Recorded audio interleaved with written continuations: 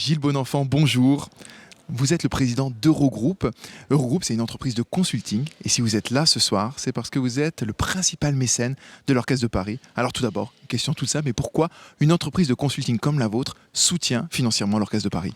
Alors d'abord, c'est une histoire ancienne. Ça fait 14 ans qu'on est mécène. Donc on n'est pas là que ce soir, on est là depuis 14 ans. Parce que c'est une belle œuvre. C'est une harmonie de gens qui sont singuliers, qui sont autant d'individus qu'il faut savoir additionner. Et c'est très proche d'un métier de consultant. On recrute des jeunes et on les amène quelque part. Et sans un collectif, sans un esprit d'équipe, en fait, on n'est pas grand-chose. Il y a beaucoup de similitudes entre ces individus dont il faut une particularité forte et puis les amener ensemble quelque part.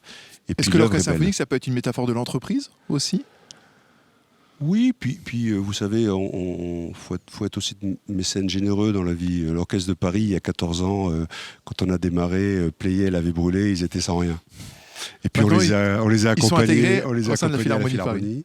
On a vécu le démarrage en 2015, suite au drame qu'on connaît tous en 2015. Et donc, fidèle à cette image et fidèle à ce talent, fidèle à cette excellence. Et puis fidèle en amitié. Donc voilà, c'est beau pour nous, c'est beau pour nos consultants. On partage beaucoup avec nos consultants. D'ailleurs, ce soir, j'ai invité pas mal de nos consultants et puis de nos clients, nos partenaires. Voilà. Alors, quel a été l'impact économique pour vous, pour Eurogroupe, durant ces mois de crise sanitaire ? C'est compliqué. Hein.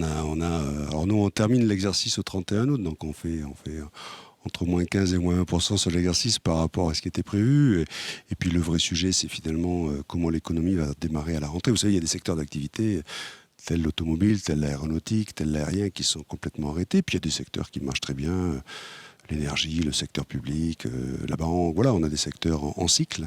Mais on est une équipe, Eurogroupe à 38 ans, 40 ans bientôt, solidaire. On a un cabinet indépendant, on est 400 en France, on a un réseau international de 3800 personnes dans 38 pays, et donc on voit les cycles en ce moment de tous nos collègues un peu partout dans le monde. Voilà, on a confiance en l'avenir parce qu'on a des hommes et des femmes qui croient en nous.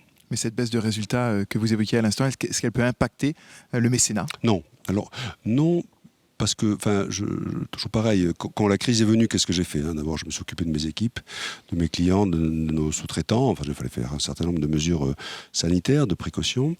Et puis j'ai appelé des gens qui comptent sur nous depuis longtemps, mais je veux dire, on compte sur eux. Donc j'ai appelé Laurent Bell, j'ai appelé Anne-Sophie, je leur dis, vous inquiétez pas, 2020-2021, on sera avec vous. Si un jour on décidait de bouger, ça serait parce qu'on a envie de bouger. Mais je vous le disais, 14 ans, c'est pas rien. 14 ans d'échange, de complicité, de construction ensemble.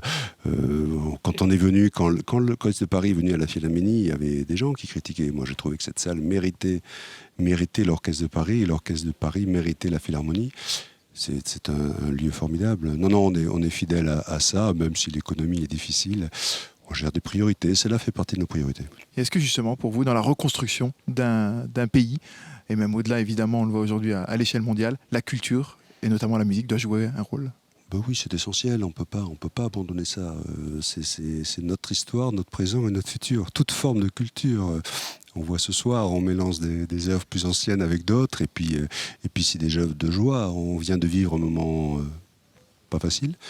Malheureusement, on va arriver à vivre un moment pas très simple dans les foyers, et donc il faut que l'art, il faut que la musique, il faut que le cinéma, il faut que toute forme de culture nous accompagne. Alors on peut comprendre qu'il y a des priorités par moment, mais voilà, il ne faut surtout pas laisser tomber ce qui crée de l'âme entre les gens.